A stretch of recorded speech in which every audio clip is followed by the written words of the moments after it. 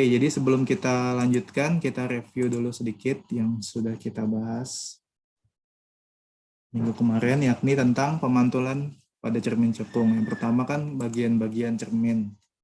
Kemarin kita sudah bahas ada pembagian ruang-ruang gitu ya kan. Tapi sebelumnya ada titik yang disebut dengan titik pusat kelengkungan, karena tentu saja cermin cekung maupun nanti cermin cembung itu adalah bagian dari satu lingkaran sebenarnya ya, atau yang disebut dengan cermin sferis ya. Sferis adalah cermin lengkung yang merupakan potongan atau bagian dari satu lingkaran. Makanya ada yang disebut dengan titik pusat kelengkungan ya, karena titik pusat kelengkungan itu sebenarnya adalah titik pusat lingkarannya. Oke, jadi titik pusat kelengkungan dikasih simbol R. Kalau nggak salah ada juga yang menuliskan di beberapa buku itu M. Ya nggak masalah ya. Ini bukan simbol yang baku atau lambang yang baku juga, jadi R maupun M bisa aja.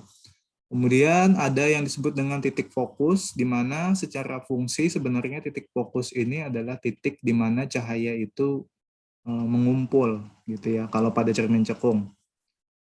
Nah, kalau secara pemosisian, titik fokus itu dia selalu berada setengah dari jari-jarinya. Ya. Jadi setengah dari titik pusat kelengkungan ini. Dan ada yang disebut dengan titik O atau cermin, atau disebut juga dengan titik vertex. Ya, vertex. Oke, kemudian kalau cermin cekung kan berarti bagian depan cerminnya itu ada di dalam, ya, di bagian cekungannya. Ya, makanya disebut cermin cekung, ya kan? Sehingga kalau untuk cermin cekung, pusat kelengkungan sama fokusnya itu berada di bagian depan cerminnya. Ya. Jadi ini bagian depannya, belakangnya ini adalah seperti ini. Jadi ini ada pembagian ruang, ruang satu antara titik vertex sama fokusnya, kemudian ruang 2 antara fokus dengan pusat kelengkungan, dan ruang 3 itu ada di belakang. 4 itu ada di belakang cermin. Kalau pada cermin cekung ya, karena kan bentuknya seperti ini. Nah, kemudian kita juga bahas kemarin tentang sinar istimewa yang ada pada cermin cekung. Kenapa disebut sinar istimewa kemarin? Karena sifatnya tidak diingat. Padahal secara umum semua sinar yang akan melewati atau menuju ke cermin itu akan mematuhi hukum pemantulan. Ya. Akan tetapi ada beberapa sinar yang memang lebih mudah diingat. Ya, biasanya diambil 3. Ya, karena untuk membentuk bayangan, kemarin kita sudah bahas kan minimal diperlukan 2 berkas sinar. Jadi biasanya kita hanya memanfaatkan sinar istimewa aja itu cukup untuk bisa membuat gambar pembentukan bayangan. Apa aja yang sinar istimewa pada cermin cekung itu antara lain adalah sinar datang sejajar sumbu utama akan dipantulkan menuju ke titik fokus, ya kan? Kemudian yang berikutnya yang kebalikannya, sinar datang menuju ke atau melalui titik fokus akan dipantulkan sejajar sumbu utama. Dan yang terakhir, sinar datang melalui titik pusat kelengkungan akan dipantulkan kembali ke titik tersebut. Nah, kemudian kita juga bahas kemarin pembentukan bayangan. Ada 2 perwakilan kemarin ya. Ada di ruang 3, seperti ini ya kan. Jadi kita memanfaatkan sinar istimewa yang pertama sejajar sumbu utama dipantulkan menuju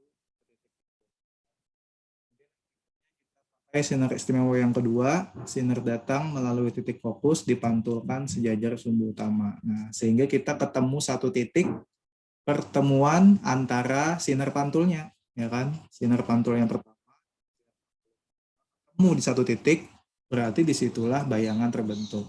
Nah, tergeser dikit nih ya. Nah, apa-apa. Itu bayangannya ya kan. Nah, ini kemarin adalah perwakilan untuk bayangan yang nyata atau terbentuknya berasal dari perpotongan langsung 2 berkas sinar pantul. Nah, kemudian ini satu kita ambil juga untuk perwakilan bayangan maya. Seperti apa bayangan maya? Nah, ini ya. Nah, ini sinar istimewa yang pertama, sejajar sumbu utama dipantulkan melalui titik fokus. Kemudian diambil lagi sinar istimewa yang ketiga ini ya, sinar datang melalui pusat kelengkungan dipantulkan menuju. Kan kemarin kalau kita perhatikan, dua berkas sinar ini kalau diperpanjang nggak akan ketemu juga nih, malah makin jauh kan. Nah, kalau dia makin jauh berarti nanti titik pertemuannya adalah perpanjangan dari kedua sinar tersebut. Ya, jadi kalau eh, sinar pantulnya diperpanjang nggak ketemu, berarti kita perpanjang ke belakang di satu titik seperti ini, sehingga disitulah bayangannya terbentuk. Nah, karena bayangan ini terbentuk dari hasil perpanjangan sinar pantul, maka dia bayangannya maya. Dan juga bayangan maya ini kan terbentuknya di belakang.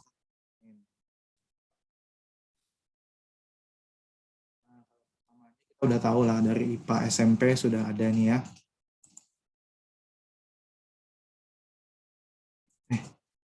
Rara belum ada ya sama Rona nih. Mana ya? Oke, ini kemarin hubungan antara jarak benda, bayangan, sama titik fokus. Kemudian bisa juga dihubungkan dengan pusat kelengkungan.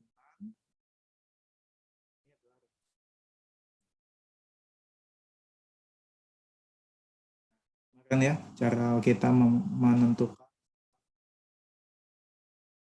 Oke, hari ini kita akan lanjutkan untuk cermin cembung lagi. Nah, apa bedanya dengan cermin cekung? Tentu saja kalau cermin cembung, bagian permukaan cerminnya itu letaknya di sini, di bagian cembungnya, ya kan? Nah, jadi ini permukaan cerminnya. Otomatis kalau kondisinya seperti ini, titik pusat kelengkungan sama titik fokus berarti adanya di belakang cerminnya, ya kan? Karena permukaannya kan depannya itu kan di bagian cembung sini, berarti bagian pusat kelengkungan sama fokusnya itu ada di belakang. Nah, seperti ini kan? Jadi bagian depan, ini bagian belakang. Nah, sehingga sekarang malah kebalikan. Ruang 4 itu justru ada di depan cermin, ya, kalau di cermin cembung ya.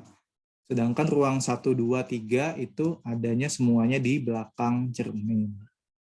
Oke, itu aja kan? Kebalik aja jadinya. Nah, kemudian sinar istimewanya. Ini sebenarnya sempat kita singgung sedikit ya di pertemuan sebelumnya juga. Tapi kemarin kan kita pending ini karena lebih rumit membayangkannya gitu. Makanya kakak putuskan untuk dulu, setelah paham cermin cekung, nanti baru kita masuk ke cermin cembung. Nah ini ya, sinar istimewanya juga sama, diambil 3 sinar yang mempunyai sifat lebih mudah diingat, sehingga 3 sinar ini nanti yang dimanfaatkan untuk proses pembentukan bayangan. Apa saja? Yang pertama, sinar datang sejajar sumbu utama dipantulkan seolah-olah berasal dari fokus. Nah ini ada beda sedikit ya. Kalau di kalau di cermin cekung, sinar datang sejajar sumbu utama itu dipantulkan menuju ke titik fokus. Kenapa? Karena titik fokusnya ada di depan cermin. Nah, kalau ini kan di belakang cermin, makanya ada kata seolah-olah. Jadi dia seolah-olah berasal dari titik fokus. Ya, jadi beda juga nih ya. Jadi dia nggak menuju ke fokus, tapi seolah-olah berasal dari fokus. Jadi cenderung nyebar sinarnya ini. Kalau sinar di cermin cekung itu kan cenderung ngumpul, ya. Jadi dia menuju ke titik fokus. Kalau ini kayak nyebar. Ya, makanya kalau di cermin cekung itu disebut dengan cermin konvergen. Ya, konvergen itu karena dia menuju ke satu titik. Ya, jadi dia mengumpul. Itu konvergen. Kalau cermin cembung itu divergen sifatnya. Divergen itu menyebar. Jadi cahaya yang datang ke cermin cembung itu cenderung tersebar ya, ke segala arah nanti. Nah ini ya sinar istimewa yang pertama. Sinar datangnya sejajar dengan sumbu utama, dipantulkan seolah-olah berasal dari titik fokus. Tolong dikit, datangnya kayak gini, maka memantulnya kayak gini. Kemudian yang kedua, sinar datang menuju titik fokus dipantulkan sejajar sumbu utama. Jadi kalau ada sinar yang mau menuju fokus, tentu saja dia nggak bisa betul-betul menuju fokus, karena fokusnya kan ada di belakang cermin. Sementara sifat cermin ini kan nggak ditembus oleh cahaya, tapi dipantulkan cahayanya, ya kan? Jadi cahayanya sebenarnya sampai sini aja, walaupun dia arahnya seolah-olah menuju ke fokus. Ya, yang sinar seperti ini akan dipantulkan sejajar sumbu utama. Ya. Dan yang ketiga, sinar datang menuju ke titik pusat kelengkungan. Ya.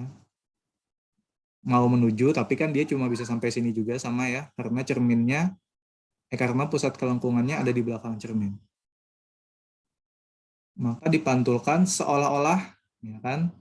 Seolah-olah juga berasal dari titik tersebut. Jadi dipantulkan seolah-olah arahnya juga berasal dari titik pusat kelengkungan tersebut. Gitu ya. Nah, kayak gini pantulannya. Itu adalah 3 sinar istimewa yang ada di cermin cembung yang bisa kita manfaatkan untuk proses pembentukan bayangan nantinya.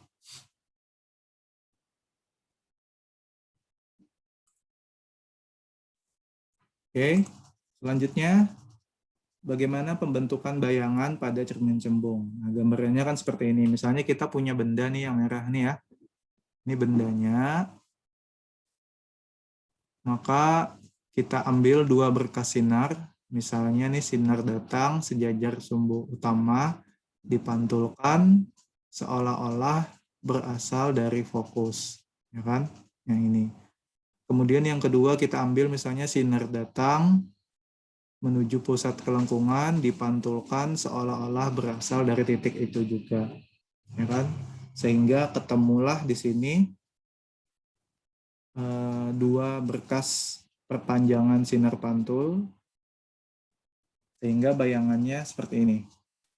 Nah, perlu kita ingat tadi kan kalau cermin cembung ruang di depan cermin itu selalu ruang 4 kan. Kalau kita pakai rumus yang kemarin apa? Ruang benda ditambah ruang bayangan sama dengan 5, berarti nanti bayangan itu selalu sifatnya maya.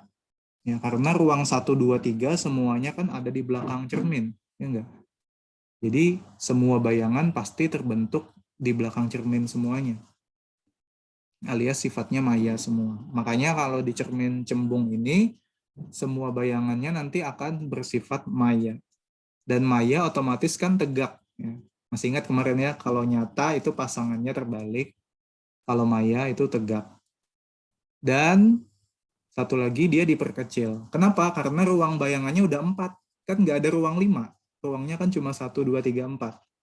Masih ingat kalau ruang benda lebih besar daripada ruang bayangannya, kan ruang bayangannya berarti antara 1, 2, 3 aja tuh. Tapi 1, 2, 3 kan nggak lebih besar dari 4. Jadi pasti diperkecil bayangannya. Jadi maya tegak diperkecil. Itu sifat bayangan pada cermin cembung. Jadi dia selalu diperkecil. Makanya kalau cermin cembung ini biasanya dimanfaatkannya yang paling sering kita temui, entah kalian sadar atau enggak, itu ada di spion. Ya. Jadi spion itu memanfaatkan cermin cembung. Kenapa? Karena memanfaatkan sifat bayangan yang maya tegak diperkecil itu. Bayangkan kalau spion itu cermin cekung. Ya, bahaya kan? Karena cermin cekung itu kadang-kadang bayangannya sifatnya terbalik. Jadi kalau spion kita pakai cermin cekung, kadang-kadang kita lihat orang di belakang kita terbalik, gitu ya. Kadang-kadang tegak, kacau kan nanti ya, bingung kita. Tapi kalau cermin cembung, kenapa dipakai cermin cembung, nggak cermin datar misalnya? Kan cermin datar sama aja kan, tegak juga. Nah, tapi cermin cembung ini punya kelebihan yang cocok dimanfaatkan untuk menjadi kaca spion. Kenapa? Karena sifatnya tadi selalu maya, tegak, diperkecil. Nah, kenapa diperkecil itu cocok? Nah, kalau bayangan yang dihasilkan itu diperkecil, otomatis area yang tercover itu jadi lebih luas. Nah, gitu kan? Jadi karena bayangannya diperkecil, jadi pandangan di cermin kita itu lebih luas cakupannya. Kalau cermin datar mungkin akan lebih terbatas. Hanya yang lurus dari cermin itu aja mungkin yang akan kelihatan. Nah, karena namanya spion kan nggak bisa gede-gede banget kan. Kalau spionnya kayak kaca lemari mungkin enak dipandang, tapi kita bawanya susah ya kan. Kalau ditiup angin juga bisa melayang nanti kendaraan. Ya, spion kan kecil ya, jadi di cermin yang kecil itu dimanfaatkan sebanyak-banyaknya bisa melihat ya. Jadi pandangannya supaya luas, jadi dimanfaatkan pakai cermin cembung. Karena sifatnya tadi maya, tegak, diperkecil bayangannya. Nah, gitu ya. Jadi sekarang persamaannya. Tadi sudah kita bahas sinar istimewa. Samaannya sebenarnya sama aja dengan yang ada di cermin cekung. Jadi kita juga pakai hubungan antara jarak benda, bayangan, sama titik fokus dan kelengkungan. Kemudian juga perbesaran bayangannya juga sama. Bedanya, ini aja bedanya nih, ada sudah kakak tambahkan catatannya. Rumusnya sama dengan cermin cekung, tapi nilai F dan R-nya negatif. Ya. Jadi nilai fokus sama pusat kelengkungannya, jari-jarinya negatif. Kenapa? Karena mereka berada di belakang cermin, ya kan? Kalau cermin cembung kan tadi titik fokus sama titik pusat kelengkungannya ada di belakang. Sehingga nanti ketika masuk rumus, kita masukkan nilainya negatif. Dan bayangannya, ya tadi kita sudah bahas, pada cermin cembung bayangannya kan selalu maya. Ya, maya tegak diperkecil, lebih tepatnya. Karena selalu maya, berarti nilai jarak bayangannya nanti juga negatif, S-aksennya. Ya, karena terbentuknya selalu maya kan, selalu di belakang cermin kan. Berarti nanti nilai S-aksennya juga kita masukkan negatif. Gitu. Menentukan sifat bayangan pada cermin cembung. Nah, kalau ini sama aja. Ya. Penentuan sifat bayangan bisa lewat perhitungan, bisa lewat gambar pembentukan bayangan sama dengan kemarin yang kita bahas di cermin cekung. Sifat bayangannya juga kayak gini kan, nyata atau maya, terbalik atau tegak. Nah, tapi kalau untuk cermin cembung kan lebih khusus. Kalau cermin cekung kan lebih banyak kemungkinan, ya kan? Karena dia ada yang nyata, ada yang maya. Kalau cermin cembung kan semuanya maya, tegak, diperkecil. Jadi lebih mudah malah kita nanti menentukan sifat bayangannya ya. Nah, ini juga berlaku, boleh juga ini diberlakukan di cermin cembung juga sama. Ruang benda plus ruang bayangan sama dengan 5. Oke, berarti sekarang kita bisa langsung masuk.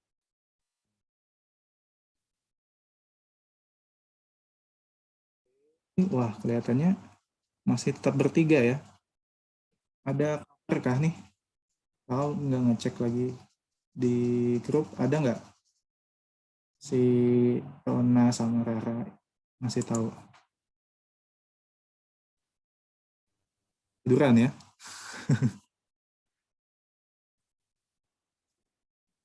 Ini atau apa? Oke, nggak apa-apa. Kita lanjutkan dulu.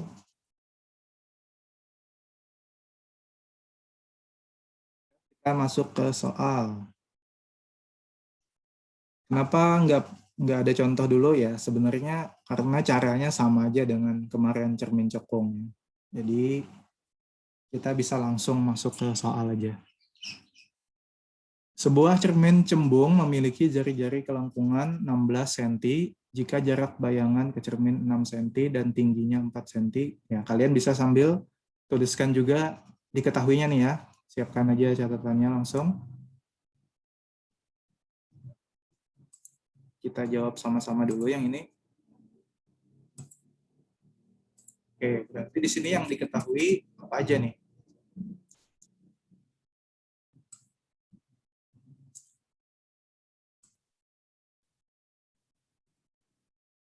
Jari-jari kelengkungan, berarti R-nya ya. R.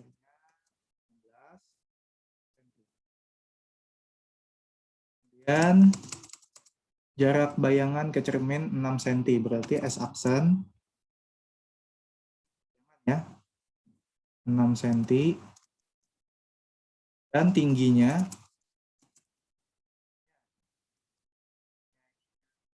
berarti H aksen.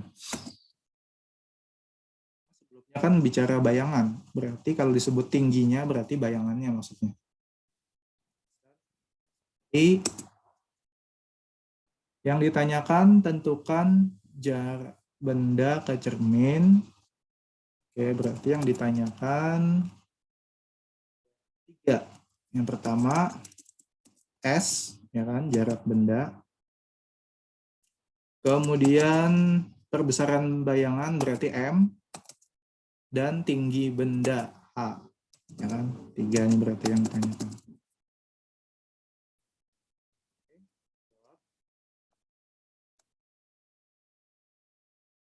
Nah, karena di sini R yang dikasih tahu, berarti kita bisa pakai persamaan yang 1/S tambah 1/S aksen sama dengan 2/R. Ya. Nah, jangan lupa karena ini cermin cembung, berarti nanti R-nya negatif, S aksennya negatif.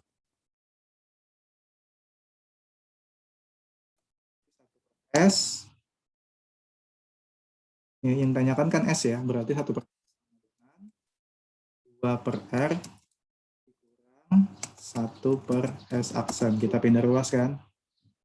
Ya, oke. Sama dengan kita masukin angkanya 2/min 16, ya kan? Dikurang 1/min 6.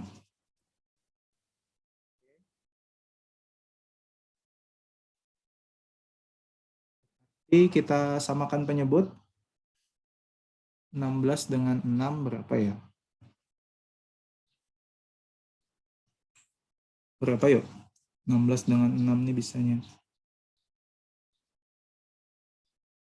6 kali 4, 24. 6 kali 5, 30.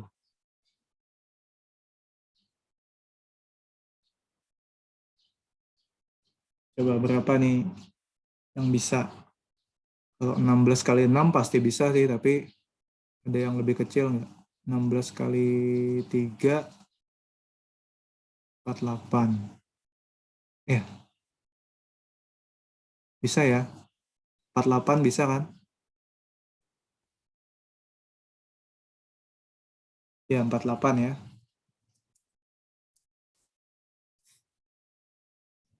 48 dibagi min 16 berarti min 3. Min 3 kali 2 berarti min 6.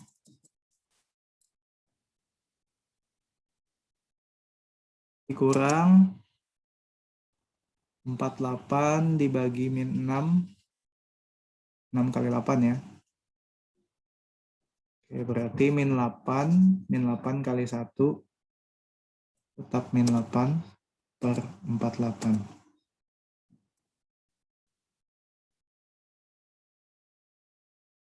Oke. Sekarang kita jumlahkan. Min 6 dikurang min 8. Berarti min 6 tambah 8. Ya kan? Berarti 2/48. Itu masih 1/S. Berarti kalau S dibalik, ya kan? 48 dibagi 2. Sama dengan 24 cm. Oke, sama nggak hitungannya coba? Berarti ini 24 cm adalah jarak bendanya. Itu yang pertanyaan A baru ya. Oh, ini ada 3 tadi. A, B-nya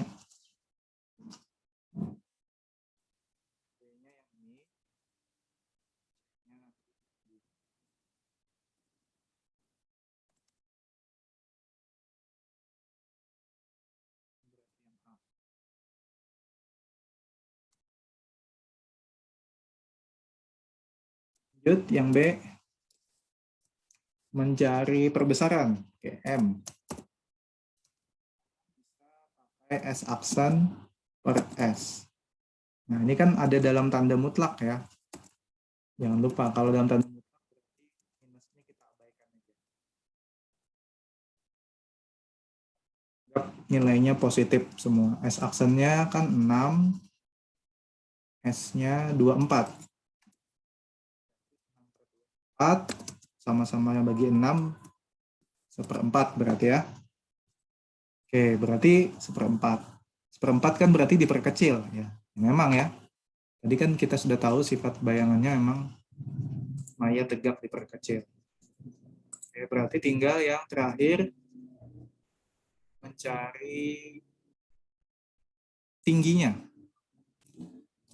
Tinggi kita ambil sama kan dari rumus perbesaran juga. Bisa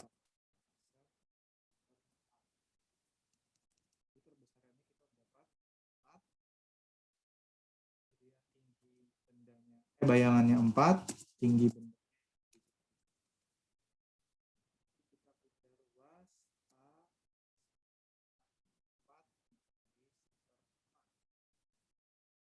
O sama dengan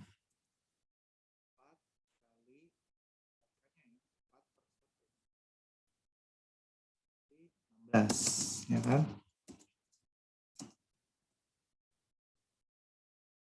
Tiganya kita udah ketemu. Jarak bendanya 24, perbesarannya 1/4 kali, kan? Dan tinggi bendanya 16 cm. Mengecil ya, jadi 4 cm. Ya, karena memang diperkecil. Yang tanyakan dulu untuk soal yang pertama.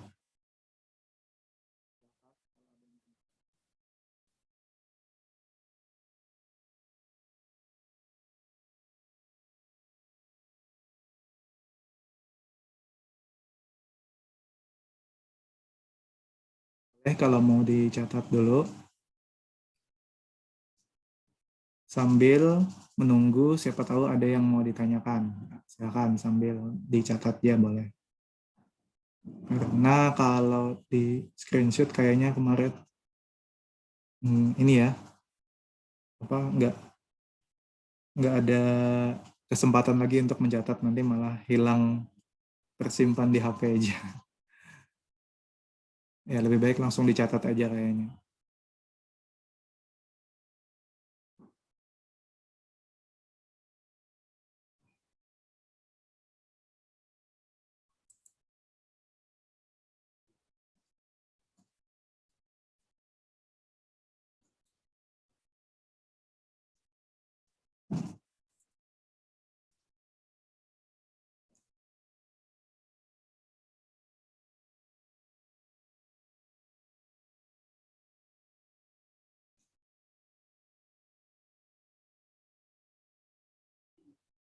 Gimana? Sudah? Nadia, sudah? Ya. Oke, yang lain sudah juga ya?